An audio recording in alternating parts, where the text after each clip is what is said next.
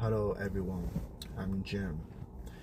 I want to talk to you about human rights issue in China today. The non-governmental organization Chinese Human Rights Defenders, CHRD, just published a report on Wednesday, March 5, titled Waiting for Dawn in a Cell. The detention in China may constitute a crime against humanity. The content shows that over the past 6 years, the Chinese authorities have detained thousands of people on a large scale, of which at least 1,545 were sentenced to prison for peacefully expressing their opinion or exercising their human rights. The report believes that the widespread and systematic nature of this behavior may constitute a crime against humanity. Sophie Richson, co-executive director of Human Rights Defenders, said, "Every link in China's criminal justice systems, from police, prosecutors, to courts, use unfounded charges to illegally detain people, which is a clear violation of Chinese government's domestic and international human rights obligations." The report points out that the average sentence of prisoners of a conscience crime sentenced between 2019 and 2024 was as long as 6 years, while the average sentence for those involved in the so-called crimes of endangering national security though to 7 years.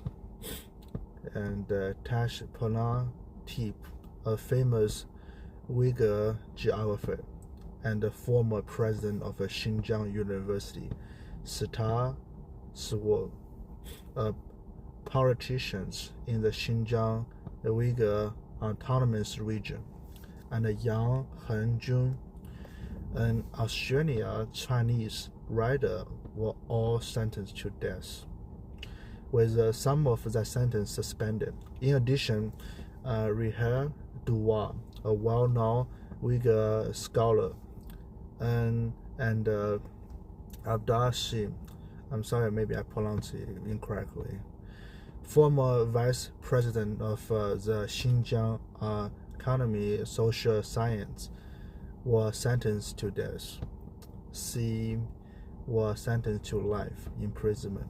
There are also 48 prisoners of conscience crime serving sentence of 10 years or more. The report also highlighting that women and members of marginalized groups, including Uyghurs, overrepresented among prisoners of conscience crime among the more than 700 elderly prisoners of conscience crime over the age of 16. 2/3 are women. Other data also show that in Hong Kong, the number of people convicted of dangers of national security and conspiracy to sabotage the state power is even higher than in mainland China. CHRD research Xinyi told VOA that even after serving their sentence, prisoners of the conscience crime in China continue to be deprived of their freedom and political rights during that period. Although they were released, they had no freedoms or expression and could not tell their own experience. The police would warn them not to speak or be interviewed, which was like going from a small prison to a big prison. And even if they were not sentenced to deprivation of political rights, their access may be frozen for no reason, or subject to various forms of surveillance and harassment, just to make your life difficult. Convictions are bold and vigorous. The report says that the Chinese government often used charges such as picking quarrels and provoking trouble, organizing and using organization to undermine the law, and endangering national security, to suppressing those religious believers among them. Picking quarrels and provoking trouble is considered too broad and vigorous, where charges such as endangering national security reflect that the Chinese government used the jurisdiction system as a tool for political operations.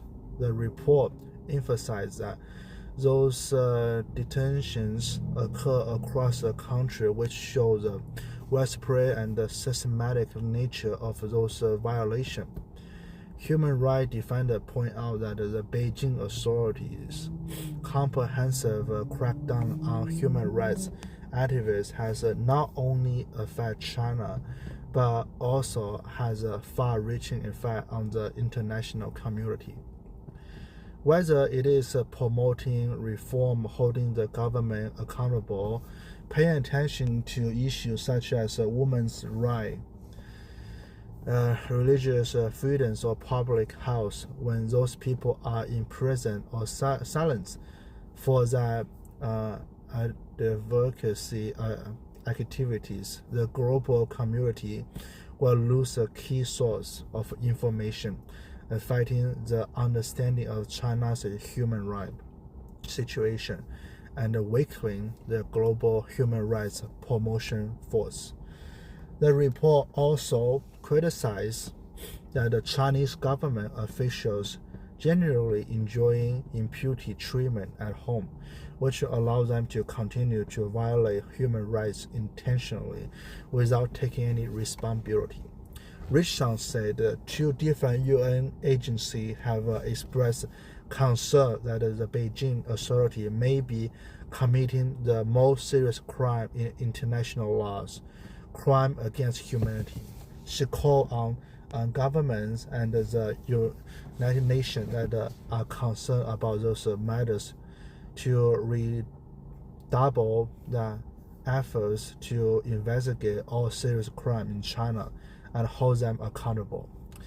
The issue of human rights persecution in China is deeply disturbing reality that has long been widely criticized by the international community. Just in my personal opinion, those issues is not only about the injustice suffered by individuals, but also expose a systematic disregard for freedoms, dignity, and humanity. First of all, freedom of speech is almost impossible to talk about in China. Countless cases show that citizens have been imprisoned, censored, or even forced to disappear for expressing criticizing the situation, to revealing the truth. These repressions deprive people of their basic rights and deprive society of the opportunity to make progress through open dialogue. Secondly, religious freedoms and the rights of ethnic minority are practically seriously violated. For example, the Uyghur and other ethnic minority face charges of mass detention, cultural clearance, and forced labor, which constitute a violation of human rights. In addition, the lack of independence of the jurisdiction system prevents many people from obtaining a fair trial, and even torture or inhuman treatment in the legal process. I believe that human rights should not be sacrificed for any reason. Neither the so-called national stability and economic development can cover up the fact that basic human rights have been violated repeatedly. Human rights are universal and are not discounted by region or political system.